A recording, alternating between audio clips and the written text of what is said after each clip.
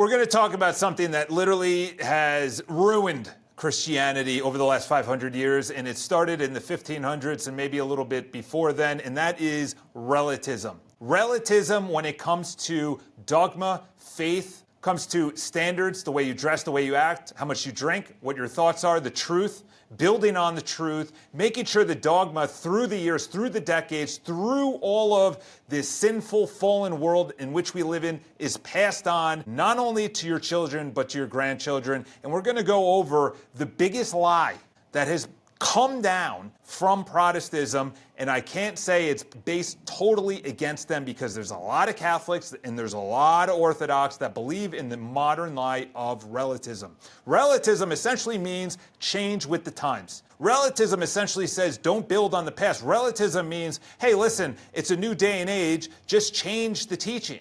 Well, the thing is, what you're saying is if you change the teaching, that means you're changing God's word. If you're changing God's word, that means that God is a liar, that God's word is not for forever. You're saying that the way that we are created changes, the way that we think should change with the times. No, that's not of God. God created a natural law in which we build upon, and forever, that's all they did. For hundreds of years, up until Martin Luther was the first one to really reject and start protesting. And then you had everyone else, Wesley, Knox, Calvin, King Henry VIII, all these folks that came down and said, I'm going to do a little bit better than what the Catholic Church is teaching. I am the truth. I am the beacon of truth. I am the reality. I know how to interpret Scripture. Who cares about this tradition for all these early church fathers, all these brilliant people that came before me? I'm going to make sure that the dogma is completely changed. Books are ripped out of the Bible. The Eucharist is just a symbol. We don't need infant baptism. There's no such thing as the communion of saints or the intercession of saints. And Mary, we don't need the rosary anymore. That's relativism. That, my friends, is essentially your truth is as good as my truth, which is good as that truth. And you interpret the Bible different than me and them. It doesn't really matter. Is that we're all our own pope. Ironically enough, is that Protestants, as much as they reject the Pope, have their own Pope. Their Pope is their head pastor. Their Pope is themselves that say, no way, I'm not going to look that up. I'm actually my own Pope. You're interpreting it wrong. All of the scholars, all of the brilliant people that have come, early church fathers, have come before us who are martyred for their thinking, that literally compiled the Bible, that kept the Bible and actually preserved the Bible, wrote the Bible, continued to transcribe, which took hundreds or thousands of hours, many years to do just one Bible. They're all wrong. I'm right in 2025. That's relativism. Let's go down all of the beautiful ways that relativism has worked its way into our lives. Number one is morality. When you have the desire that there is no objective reality morality, if there is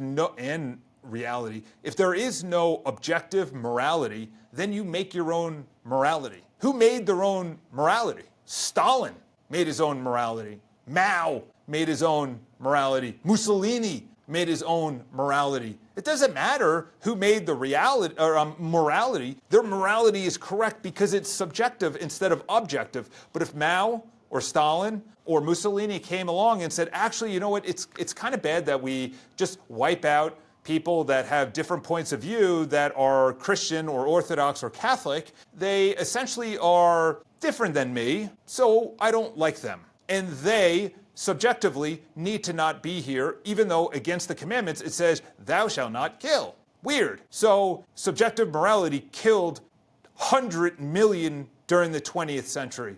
That's subjective morality. The Catholic faith comes along and says, no, there's actually an objective objective standard to the ethics in which you live your life. So the first one is that relativism is morally subjective. That's what relativism says, whatever your morality is, as long as you don't hurt me, as long as you don't harm me, it does. It actually does, because you don't know who that next person is. That's number one. Number two is the shattering. Relativists shattered the idea of a unity. A unity. Can't have relativism cannot build on itself. Because relativism essentially means that if the times change, if the people change, which they will because people die and new people come alive, relativism says, hey, listen, it doesn't matter about what was said before us. It's a new time. So we're going to start our own denomination and call it Pastor Bob's Church in Iowa and have 40,000 people all across 10 campuses, and I am the arbiter of truth. And if you have any questions, I am the relativist to the one. There is no dogma before us. There is no tradition before us. There are no church fathers I rely on. There is no St. Thomas Aquinas, Augustine, Polycarp, St. Jerome. I am the arbiter of truth. Moving on.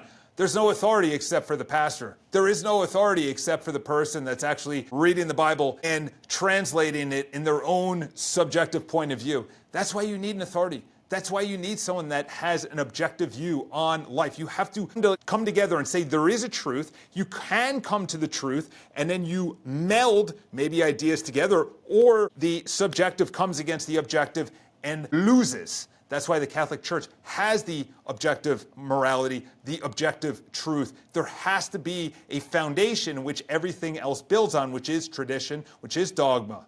Okay, moving on. Morality collapses following not only the doctrinal collapse, which is Protestants of today are very different of Protestants of the early reformers, but also I don't even know what they believe today. I don't even know if they know what they believe today. They are taking scripture completely out of context just to suit themselves. Moving on.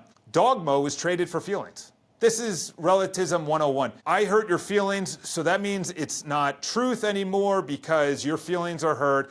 That means it's not dogma. Let's change to make sure your feelings are validated. That is relativism in a nutshell. You feel bad, so that means it can't be true because the truth doesn't make people feel bad. It makes people feel good.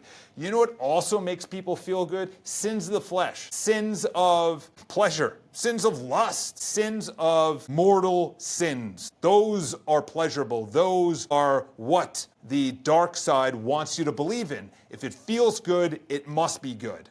That's the entire basis of relativism. The Eucharist has become a prop. The Eucharist has become a prop. There is no rosary, intercession of saints, feast days, fasting, abstinence, dogmas, prayer, Bible, Eucharist, confession. That's what everyone believed for 1900 years until this relativist mindset doesn't really matter. Your truth, my truth, the truth, it doesn't really matter. Tradition is mocked, which means that if you mock tradition, you're mocking the truth, which means you're mocking beauty, which means that you are mocking God. Because God is beauty, truth, and love. It's all an equal sign. Love is not lust. Love is not lust. Lust is taking advantage of someone. Love is sacrificing yourself for someone else. That's not me, that was quoted from a priest. Lust means you are using someone else for your own gain. And lust, or pleasure, or whatever word, sins of the flesh, whatever you want to use, means that you're essentially extracting, it could be anything, it could be attention, you're extracting money, you're extracting their happiness, their joy, their energy, their time, their goodwill, them intimately. Doesn't matter. You're extracting for your own pleasure, for your own good, instead of love. Love means you are sacrificing yourself for another. That's true love. You're sacrificing their feelings for the real truth to bring them to salvation, to lead them away from hell, the narrow road to bring them to salvation. Moving on. Only one church declares the truth without an apology. That's it. Because if you essentially say there is no truth, why even obey Christ? Why even obey Christ if you're saying there's no truth? There's no truth. So that means there is no natural law created by God that was kept in a tradition for 1800 years to today, and us dum-dums who can't even build the cathedrals in which we walk into are saying they're wrong, we're right. Why are you even obeying Christ? Why are you even submitting to Christ? Why are you even thinking that Christ is real in the Eucharist? Why are you even understanding that when you go to confession, your sins are canceled out if you actually believe and you're sorry for and you turn away from the sins after you leave the confessional and you're in a state of grace and you take the Eucharist and you sin no more? submit to Rome, submit to the authority, submit to confession, understand what the church taught is exactly what the early Christians believed. That's why they were martyred. So essentially, moving into a relativistic point of view means you are not building on any tradition. There will be no tradition in the Protestant faith. There is no tradition in relativism. There's nothing. There's nothing that you're building upon, because what you're building upon is as deep as a sandbar. You build on and you go, well, you know what, the times have changed. Let's level that. Let's build something new. Actually, the times are different. We have cell phone and social media, easy access to all this illicit material. Let's just move this relative to the side. No. Objective morality, objective standards, objective ethics, objective way of living, objective thoughts, confession. All these things build upon each other because there is an objective natural law that Jesus Christ, the Father, and the Holy Trinity with the Holy Spirit created. That's it. This is all about salvation. This isn't about capitalism. This isn't about keeping up with the Joneses. This isn't buying another suit. This isn't about appeasing your neighbor because they're living in sin and you're not, and they're just trying to convince you to live in sin with them. No. This means stop drinking if you're drinking. That was my problem. Stop watching illicit material if you're watching illicit material. That was my problem. Stop watching and not gambling, but playing fantasy football instead of going to church. That was my problem. Stop not going to confession. That was my problem. Stop not believing in the Eucharist. That was my problem. I had a lot of faults. I am the biggest sinner outside of coming to the truth and understanding I need to be in a state of grace. Right now, I'm on 5 to 6 weeks of a state of grace, probably longer. Since coming to the truth, since having my last confession with mortal sins, I've had confessions of venial sins since, but since my last mortal sin confessions, the rosary has saved me.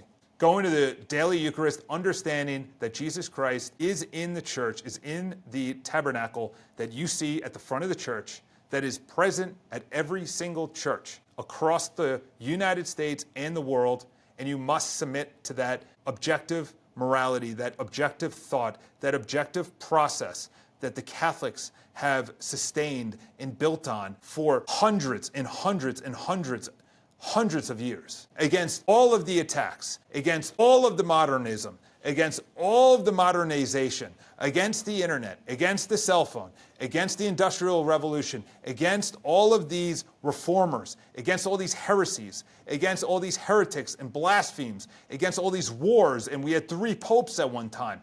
The objective morality, the Vatican is not going to die. Rome is not going to die. It will never die, as Jesus Christ promised. The gates of Hades will not prevail against the church. That's it. That's the objective. So submit to be in a state of grace and bring as many people with you as you can. So if you like this kind of content, please subscribe to the YouTube channel. It's great to have you guys here. Obviously, this is going to be a hard-hitting kind of Catholic channel that's not an apologist, but kind of throws in high standards, because that's what we need. We need a pushback. We need a lot of men to walk into the faith diligently with a hard-hitting fist about this is the truth, and you have to live by the truth. So hope you guys have a great day, and I'll talk to you soon.